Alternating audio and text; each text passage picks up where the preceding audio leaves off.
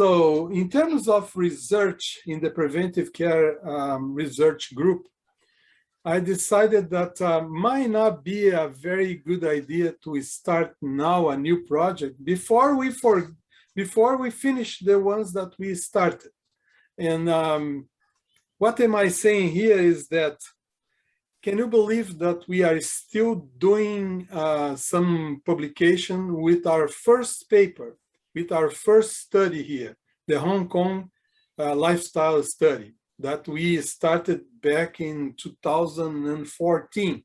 2014 was when we started the Hong Kong lifestyle study, and then we published the first paper, or the only paper, in 2019, after 5 years of analyzing data and going back and forth, cleaning data, and several problems that we have with the study. And then we were able to publish one. And now 2021, about 7 years after we start the project, we are publishing the second paper. I hope we are publishing. And then I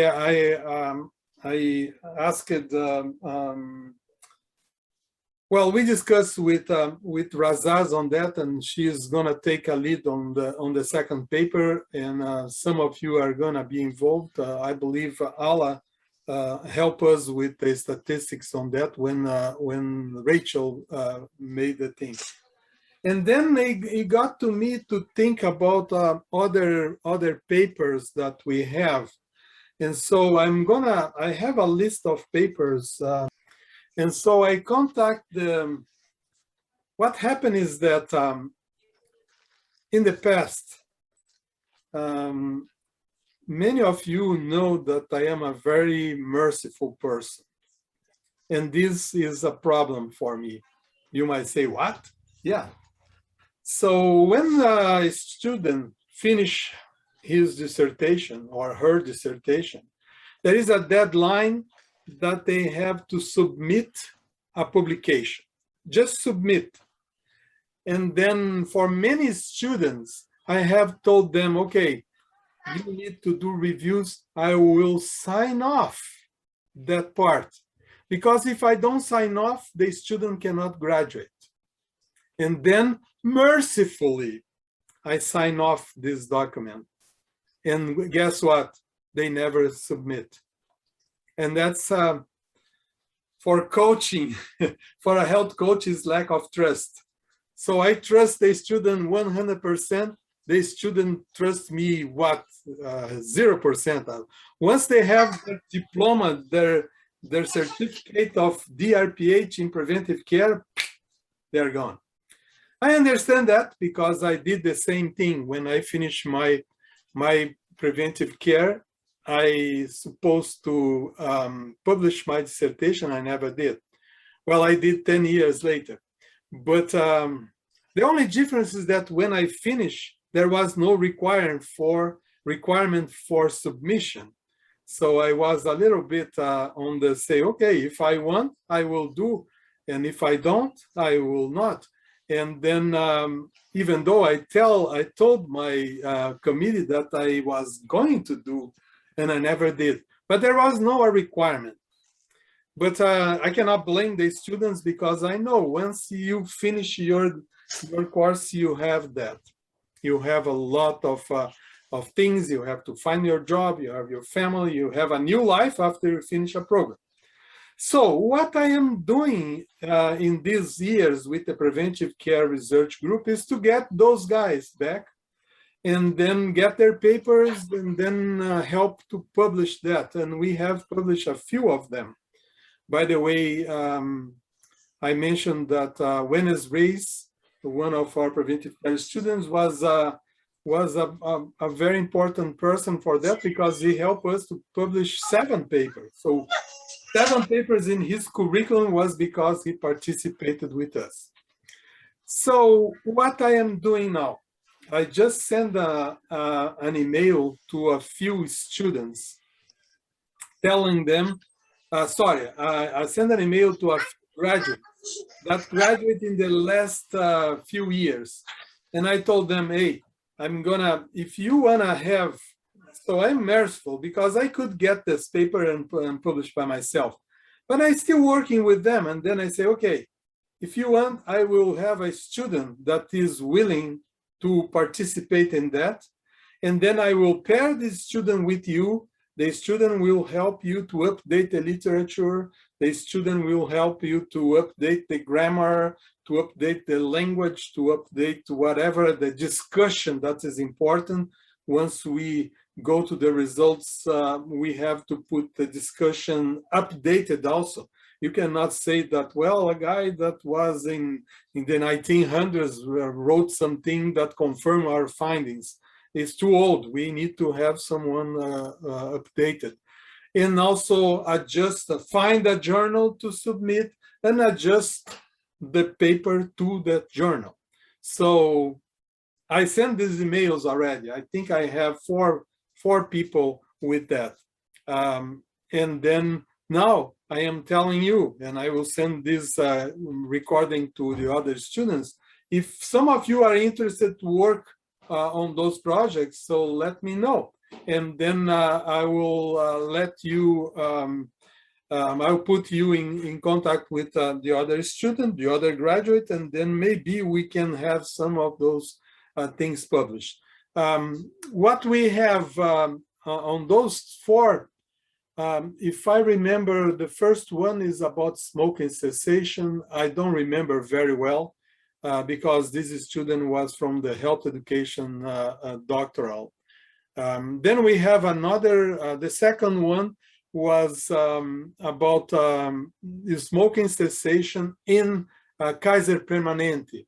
So they did a program in Kaiser Permanente with, they compare a group that they did smoking cessation, and then they have letters and messages that were sent to them constantly.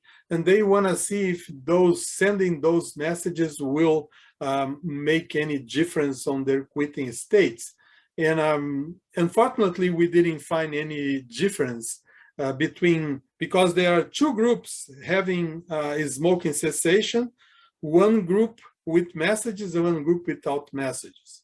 And there was no difference. But one good sign is that they have 40% of recovery. So even though there was no difference, I mean, the rate of recovery was above the average of other programs. So that's one point that is publishable.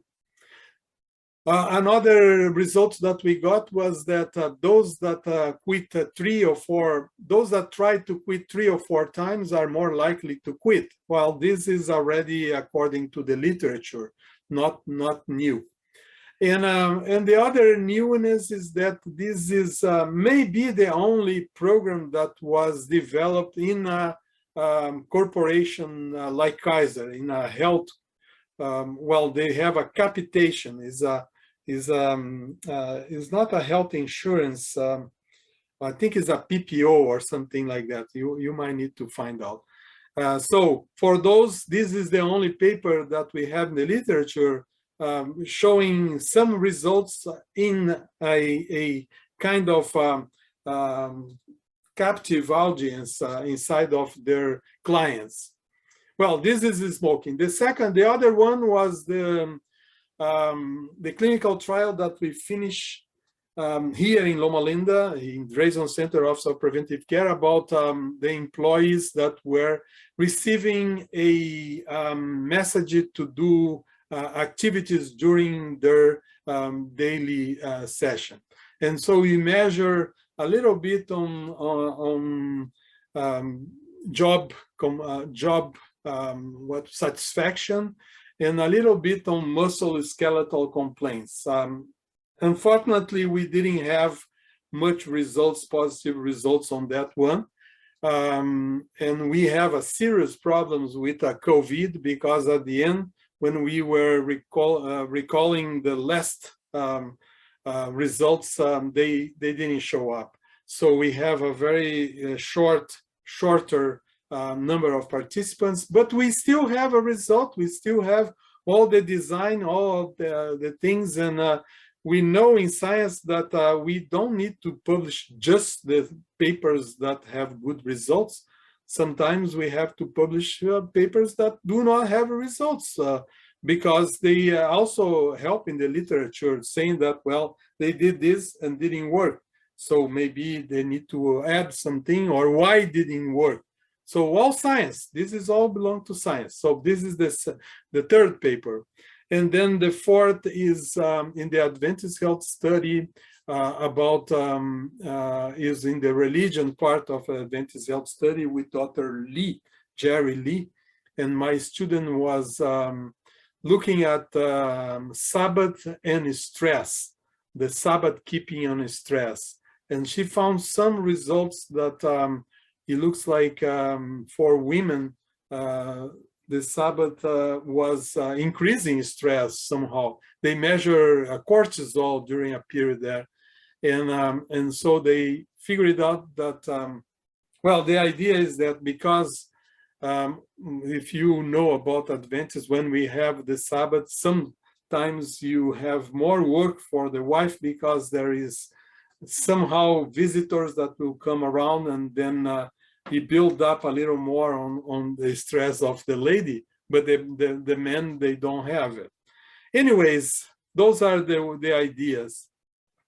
I will figure it out, the other studies that we have, and then we'll send a list of possibilities. But as I am recording this, my question is that if you wanna participate in one of these studies, you let me know, and then we will we'll see if we have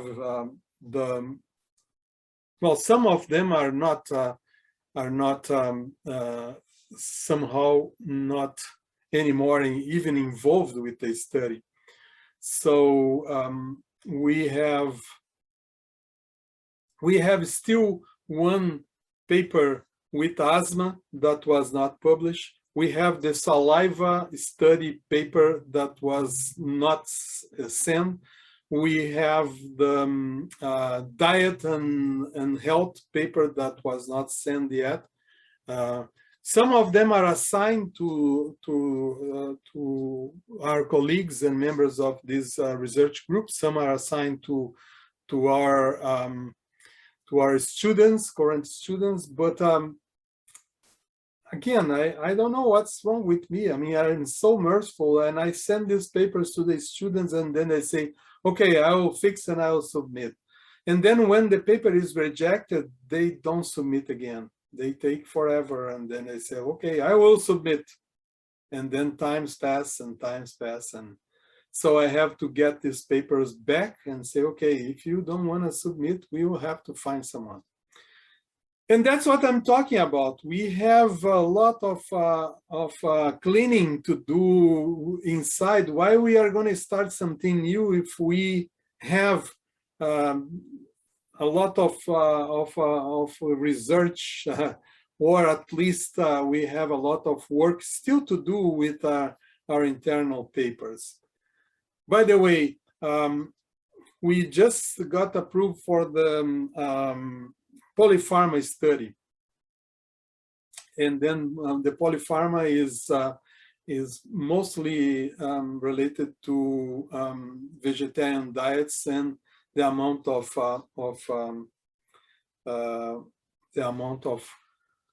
pills that they take. But I was checking in the Hong Kong study, the second paper, we create the lifestyle index. And I didn't check that, but could we create the lifestyle index for the polypharma? So it's something that we should think. And so we have opportunities to work inside of our papers, inside of our research that we didn't explore much. Maybe it's not explorable in some cases, but at least we should check. And that's what happened to the Hong Kong paper. I was giving up on the Hong Kong paper. And if it were not by Rachel asking me, okay, I want to work on that. And then we figured out that there were some other things to explore there with the data set that we have. One of my mentors when I was here was Dr. Zaira Cordero McIntyre. Zaira Cordero McIntyre was a researcher, and she used to work with Dr. De Leon from the School of Medicine, and she got a few grants. But she has a very interesting style. She would do a clinical trial for diabetes, and she would have tons of variables. And then she will get one student and say, okay, your role is to check on the stress management and diabetes. Don't talk about diet. And then she got that. She got the student work, and she published a paper on that. Then she will get another student and say, okay, we have these variables, let's study on those. And then she was able to publish that. So I'm not going to follow the same procedure because I don't have that many variables in my studies. But we still think that we can have options to work a little more on those papers. By the way, we have also the stress and spirituality study that is open. Nobody is working with that. It's completely stopped. So again, why am I going to start a new study if this one is not even done? And I have the lifestyle and infectious disease, and I have the longevity study is still going or is still starting, and then we have some of our projects that could be. Sometimes we have to sit and check the results on that we have and the variables that we have and see if we can search for something else. Okay, I'm gonna stop now. And then if you wanna say something, it's about time. Dr. Santos, I might be interested in the smoking cessation study. Okay. Let me hear from the ladies. I believe we have 2 of those. Good. I'm gonna work on the spirituality study and the longevity and my study, the lifestyle infection disease. You mean the longevity, the lifestyle? Yeah, I think my name is already in all of them, the 3 of them. And spirituality and stress. Yeah. Okay. I think my name is already there. Because Yeah. before we submitted the IRB, I think I put my name. Someone was asking to talk, and I don't know who is. Yeah, that was me, the Allah. Okay. Is the spirituality, lifestyle and spirituality the same as the Sabbath and stress, or these are 2 different studies? No. The spirituality and stress sorry. The stress and the spirituality. Now you got me. I got confused too. I'm sorry. Yeah. The Sabbath was a study done by one of our graduates. She is separate. So this is the Adventist Health Study, Religions and Health Analysis. The one that we did here is, I think we have 2 of those. We have stress and spirituality and stress. And then that's the one that Allah started, and then we have Razaz was working on that, and that we have 164, and Razaz should, I think that's the one that we have, and then we have stress and diet. So that one is nothing. Nobody is working on that. That is the health index is a summarized version of the health eating index, and then the perceived stress scale. So we have all those two, and then we have some biometrics. We stopped doing recruitment because that required to have the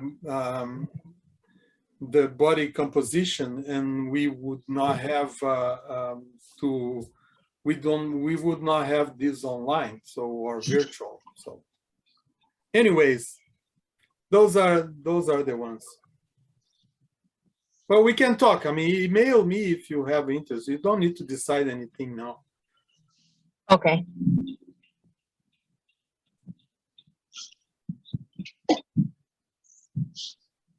Okay, so if nobody wants to say anything else, I'm gonna adjourn the meeting, and I will send this part about the research to the others. Any other questions? Any other observations?